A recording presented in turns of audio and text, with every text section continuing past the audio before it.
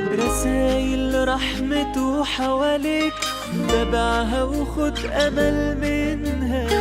وغلطة اللي كان قبليك دي ذكرى تستفاد منها. طول ما لسه الروح في جسمك، طول ما قلبك لسه حي، فانت عندك لسه فرصة تبقى أحسن في اللي جاي.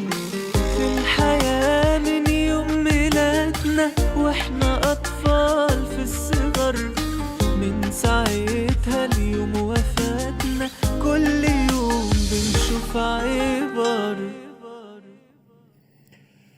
السلام عليكم ورحمة الله وبركاته.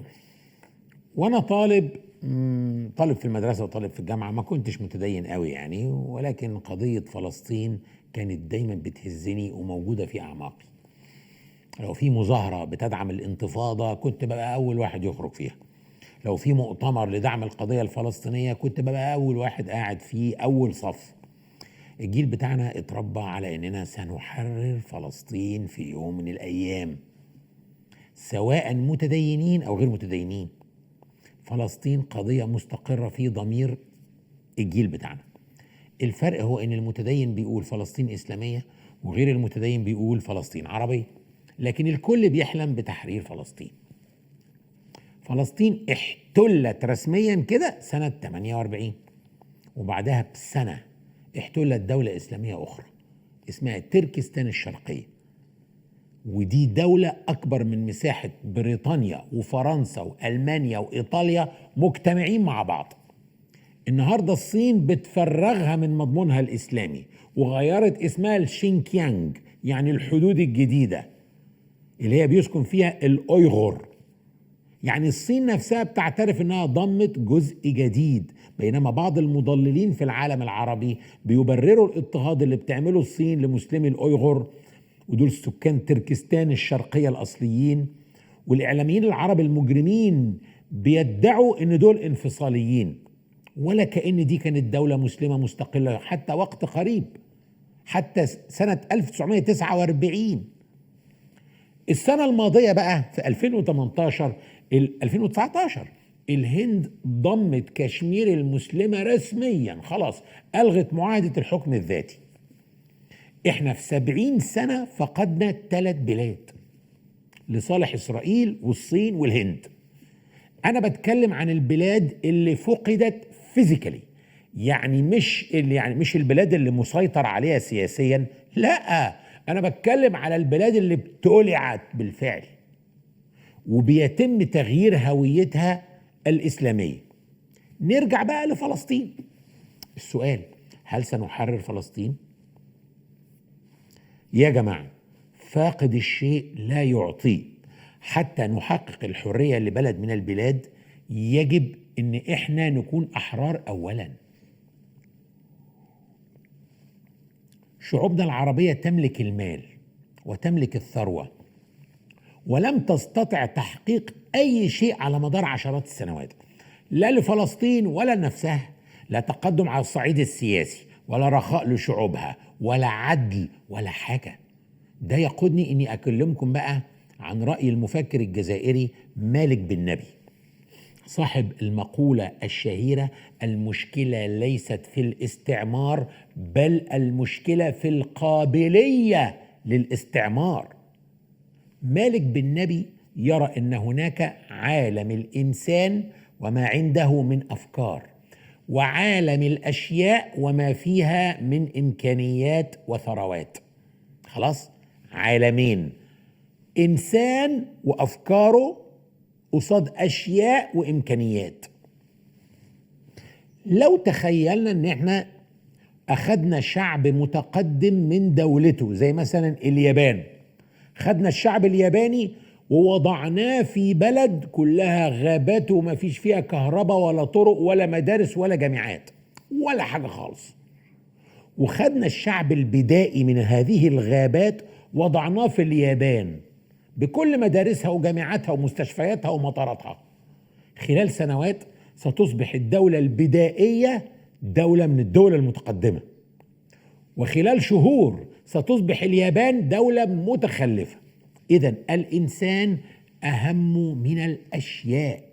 الإنسان وما يحمل من أفكار أهم من كل الثروات والإمكانيات المادية.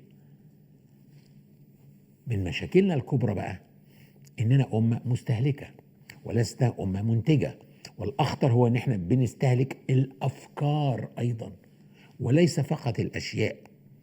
الآيفون ب$1000 مثلا، قيمته في السوفت وير اللي بيشغله، مش في شوية البلاستيك اللي معمول منها، في الفكر اللي فيه. بينما برميل البترول ب$40. يعني كل ايفون من عندهم جاي في علبة قد كده بيطلع قدامه 25 برميل بترول من عندنا. فلما دولة تطلع 25 برميل بترول قصاد كل موبايل بتستورده، ما تدعيش انها دولة متقدمة علشان عندها شوية شوارع وقصور وكباري. هي بفلوسها اشترت مظاهر التقدم وعملت شوارع وعملت قصور وعملت كباري بالفلوس، لكنها مش متقدمة. لما البترول ينشف والفلوس تخلص هتظهر الحقيقة، ستنكشف العورة. أنا بتكلم عن الدول العربية الغنية، مش الدول العربية الفقيرة بقى كمان اللي بتستلف علشان تبني قصور وكباري بالفلوس اللي هي فلوس ديون أصلا. إحنا كنا متقدمين إمتى؟ لما صدرنا الأفكار، صدرنا الإسلام، صدرنا تقدم علمي في الطب والكيمياء والهندسة، ثم تراجعنا فبدأنا نستورد منهم الأفكار. بعد ما كنا بنصدر الإسلام استوردنا منهم الشيوعية والرأسمالية، ودلوقتي بنستورد منهم الإلحاد والمادية والإباحية، كلها أفكار. وبنستورد منهم الاختراعات والتكنولوجيا أكيد طبعا كمان، ودي برضو أفكار. الهوة بيننا وبين العالم المتقدم ضخمة وبتزيد. كلما أصبح لدينا أموال أكثر الهوة بتزيد أكثر، لأن ثقتنا بتنصب في المال وفي الثروة. نحن أصبحنا نعلم أننا لولا المال لا اتكشفنا، وتخلفنا هينكشف بعد ما المال ينشف. معظم الدول العربية على هذا الحال، بالتالي عندنا هزيمة داخلية بتزداد كلما ازداد اعتمادنا على الآخر. أي آخر وليكن الغرب، وجوده أصبح ضروري لوجودنا تماما. علاقة العبد بالسيد، وجود السيد مهم لوجود العبد. ثروة السيد مهمة كي يأكل العبد. إمدادات السيد مهمة لبقاء العبد. تعالوا بقى نتكلم عن الاحتلال. الاحتلال بيسبب نفس التخلف، بيسبب نفس الانهزام الداخلي اللي بيجعل الإنسان يفقد ثقته بنفسه، يفقد ثقته بثقافته، ويبدأ يستورد الأفكار. ويشمل ذلك فقدان الثقة بالدين وباللغة، فيبدأ يستورد دين ويستورد لغة، ومن ضمن الأديان الإلحاد. هذه هي آثار الاحتلال، وهي نفس آثار الاعتماد على الغرب. ونحن نرى آثار الاحتلال واضحة عند شعوب لم تحتل عسكريا، زي مثلا التركية والسعودية. أجيال كاملة في الجزائر والمغرب وتونس فقدت لغتها العربية وأصبحت عاجزة عن الكلام إلا بالفرنسية.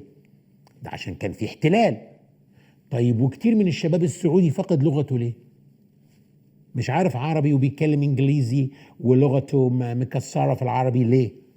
ما كانش عنده احتلال زي المغرب العربي. كتير من الشباب التركي فقد دينه ليه؟ ما كانش عنده احتلال زي مصر والشام. على الجهة الأخرى نجد الشعوب الأخرى المسماة بالشعوب الحرة، لا تعتمد على الآخر، لا تؤمن بأن بقائها متعلق ببقاء الآخر، زي ألمانيا وزي اليابان وزي سنغافورة. من هذه الشعوب بقى الحرة شعب في الوطن العربي اسمه شعب فلسطين.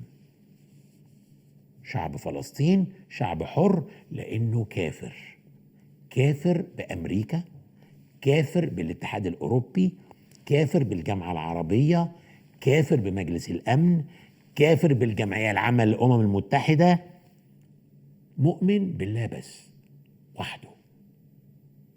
إذا نحن أمام حالة فريدة، شعب حر يعيش في دولة غير حرة، شعب حر لكنه واقع تحت احتلال. وعلى الكفة الأخرى نرى شعوب محتلة ومستعبدة تعيش في دول حرة، إذا جاز التعبير نقول دول حرة، يعني أقصد شعوب عقولها وأرواحها محتلة، لكن في شوارعها ما فيش مدرعات بتاعت قوات أجنبية زي ما هو الحال في فلسطين. أرجو يكون واضح اللي أنا عايز أقوله. إذا من الذي يستطيع تحقيق الحرية؟ الشعب الحر. بالتالي نحن لن نحرر فلسطين، بل فلسطين هي التي ستحررنا. لكن هذا ليس معناه أننا نجلس وننتظر فلسطين علشان تحررنا. فلسطين لن تحرر إلا من يريد أن يتحرر، ومن يريد أن يتحرر عليه أن يجعل فلسطين نصب عينيه ويحاول مساعدة أهلها في نضالهم من أجل التحرر.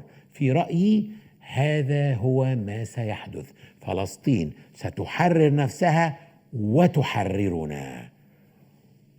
وما تفقدش الأمل وتقول الوقت مش في صالحنا. أصل فات 72 سنة على النكبة وإعلان قيام إسرائيل، لأن فلسطين راحت قبل كده 90 سنة وأعلنت فيها دولة جديدة اسمها دولة مملكة القدس الصليبية، ثم عادت لأن كان هناك جيل لم يفقد الأمل واستطاع تحرير نفسه أولا ثم حرر فلسطين. صلاح الدين لم يظهر فجأة، وإنما كان نتاجا لصحوة. أنصح بقراءة كتاب دكتور محمد موسى عقيل الشريف فك الله أسره، اسمه كتاب مختصر كتاب الروضتين في أخبار الدولتين النورية والصلاحية. تاني، مختصر كتاب الروضتين، يعني في كتاب اسمه الروضتين في أخبار الدولتين النورية والصلاحية، دولة نور الدين زنكي ودولة صلاح الدين الأيوبي.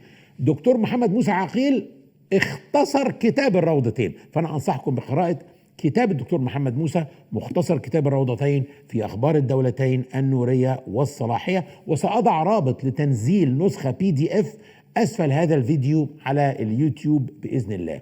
كيف نساعد فلسطين على أن تحررنا؟ اعتبروا نفسكم فلسطينيين إلى أن تتحرر فلسطين. المصري هو فلسطيني، السعودي فلسطيني، الماليزي فلسطيني، المسلم الأمريكاني فلسطيني، المسلم البريطاني فلسطيني، إلى أن تتحرر فلسطين. أنا عن نفسي بعرف نفسي كده، أنا فاضل سليمان فلسطيني من أب وأم مصريين. والسلام عليكم ورحمة الله وبركاته. وإذا كنت بتتفرج على الحلقة دي على اليوتيوب ما تنساش إنك تضغط زر الإعجاب لايك، لأن ده بيزود احتمال إن اليوتيوب تطلع الحلقة دي وتقترحها على الآخرين، أو حتى ديسلايك لو مش عاجبك، وتشترك في القناة وتفعل جرس التنبيهات عشان يجيلك حلقاتنا أوتوماتيك، وتبعت الفيديو ده لكل أصدقائك علشان تنشر الوعي. السلام عليكم. سايل رحمته حواليك، تبعها وخد أمل منها، وغلطة اللي كان قبليك دي ذكرى تستفاد منها. طول ما لسه الروح في جسمك، طول ما قلبك لسه حي، فانت عندك لسه فرصة تبقى أحسن في اللي جاي. في الحياة من يوم ميلادنا واحنا أطفال في الصغر، من ساعتها اليوم وفاتنا كل يوم بنشوف عبر.